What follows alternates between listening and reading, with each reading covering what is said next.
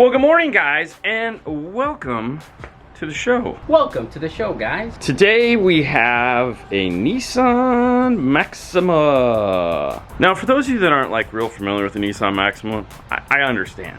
However, when you look in the past, at least in my past, the Maxima, like the 80s and the 90s, where it had the boxy, that was like the car. That was the car to have back then to put bass in. We even had a guy here had a SPL car called Maximum Bass. I know, right? Anyways, this car, well, this car is kind of a throwback to, even though it's a newer car, this is kind of a throwback to that style of stereo. That's really what the guy wants. The guy wants to relive his 90s obsession with bass, performance, and loudness. He's an R&B.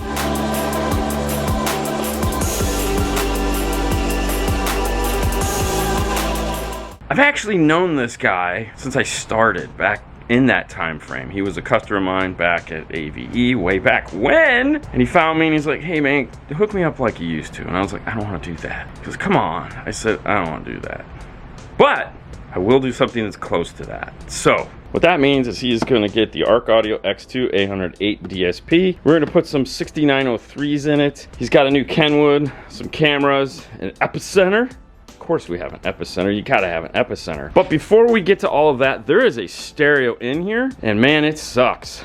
But there's some reasons for it. So this is gonna be a 911, kind of? I don't know, we'll have to see how it all plays out, because we're gonna be fixing everything that's in here. I don't think it's gonna be that bad. I just think it was bad parts. So as I said, this guy's been into this for a really long time. He reused some of his old classic car stereo equipment, which once we get the back seat out, I'll show you what I'm talking about. And some new stuff. And some people that just decided to not listen to him when he told them what he really wanted, because they were trying to work with what he had. And I understand, sometimes you have customers that have products and they're like, I want to, and it's like, no, you don't want to use this. And in this case, this is a prime example of that. And wait for the reveal on what's, yeah. But the problems we're having, first off, oh, Fernando's measuring the seat. Even though this is like ghetto back, like this, you know, like full on relax. Which ghetto back? It's comfortable back. Okay, so I feel like I'm at the dentist. Anyways, we want to make sure we put these seats back to that, as well as any of the tuning we're going to do has to be from this location. So make sure to measure your seats and the locations of the speakers from said seat. Well, we need to measure it first because I have to get these forward so I can get the back seat out.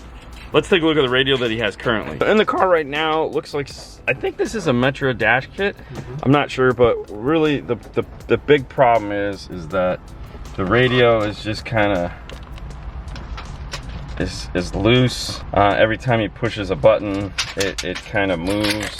It is an older, cheaper Pioneer. This is a 4500 BT. So he wants a new, more robust feature set, as well as he wants to see if we can make this not wiggle so much in the dash, which is going to be a challenge, because I'm assuming the reason why it's wiggling in the dash is that when they design the kit, which I hate, when a kit manufacturer doesn't physically attach the radio to the kit, it attaches it to the car and then this snaps over the front of it. That makes this wiggle happen because there's nothing to attach the radio to the kit. 100% bad design. We have to see if we can work around that. Usually that involves putting some shims, locking the radio into the dash. So that's problem number one. New Kenwood, that's adding a dash cam because he wants to get into the now, so dash cam will be up here. Yeah, these.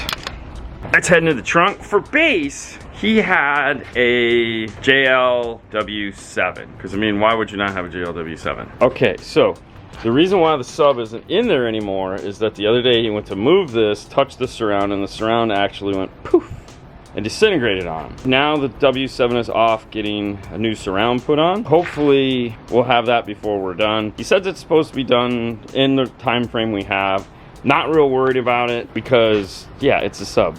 Right now, we can't get this out because all the equipment is screwed to the back side of it. And that'd be why I need to get the back seat out. Let me grab a flashlight and I'll show you some of the other retro stuff it has. Two of the oldest stiffening capacitors. These are straight up old school stingers screwed to the back seat. So we have all this giant power wire going to the back seat of the car. Fantastic, right? Luckily the seat doesn't move, so we're all right, but it's gonna make getting it out kind of interesting. And then if we kind of journey back more, we can see, kind of see the amplifiers, yeah, that are attached to the back of the box. So in that regards, it's kind of like a true 90s build because we have amplifiers attached to the box, which we don't do anymore. Bad idea, and like I can't take this box out and all those other fun things. Some people still do it. Some people still screw their amps to the back of the seat. I don't like it. It's okay. Whatever works for you. But it doesn't work for us, and we're gonna fix it. We have the general idea of what we're gonna be doing on this. We need to get it apart. Fernando, is the seat measured? Yes. All right, I need to unpimp these seats so that I can get this back seat out. Fernando's gonna start taking out the dash, the doors, and all of that other stuff so we can kind of see what's going on there. Here we go. The first thing you have to do when changing out an existing system is disconnect the power wire so that you can then start moving things around, taking seats out, doing all kinds of fun stuff like that. And then make sure, like this is the beginning of the day, make sure to put the bolt back in place so that you don't, a day from now, are like, where did the bolt go? It's right there where it belongs. Pro tip.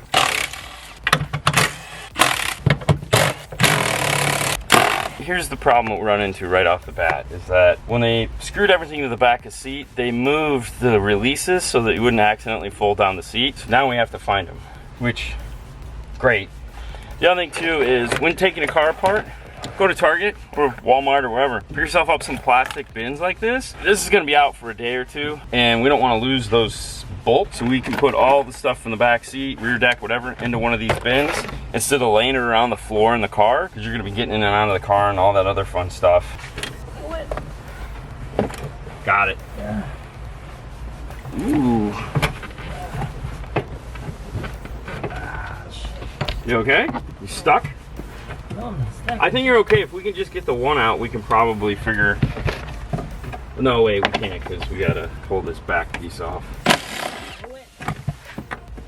Got it. Gotta pull it slow. It's got all this crap on it. Look, Fernando. You gotta see him. I can't move. Yeah. You need that small guy life. Yeah. They hid these up inside of here so that you wouldn't flip this down because they use this to mount these like this is why we say don't do this. Now this is what make your bass sound better.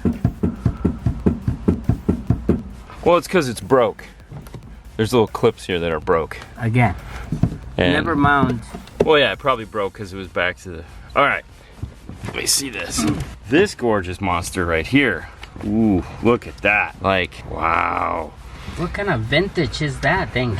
So this is original old school Alpine V12 amplifier, and this one, for those of you guys that are old school, this is an MRV 1000, which is a 2-channel or a 1-channel. This is what is powering in this car. 6x9 coaxials in the rear deck, 6.5 components in the back door, 6x9 coaxials in the door, and whatever they got up in the top of the dash. Brings us to the major complaint that he had with the system, is that everything sounds lifeless, dull, and boring. It doesn't play any mid-bass. It's just, That is because it has to be set, crossover-wise, to the lowest common denominator, which would be the 6.5s in the back door, possibly whatever's in the dash. I'm thinking the 6.5s in the back door. So the 6x9s, that would give him a lot of good mid-bass, especially in a Nissan. I mean, we got 2 in the back deck, 2 in the door. I mean, it's not gonna image for crap, but it should have tons of mid-bass.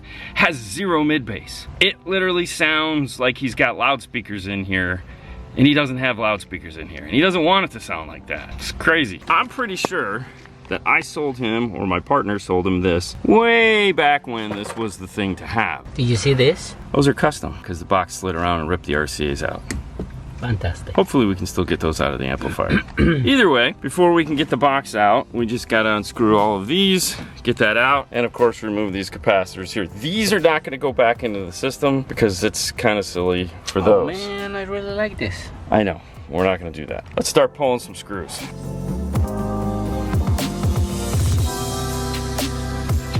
Now, if you have to mount your amplifiers somewhere in this area, which in some cases you do, I still strongly recommend you using some form of an amp rack. That way you can screw everything down properly. You can have places to attach your wiring. You can make proper wire run pass. They use tons of zip ties. I mean, on a purely early 2000s install. Like, this is cool. Like, this is what a lot of guys did.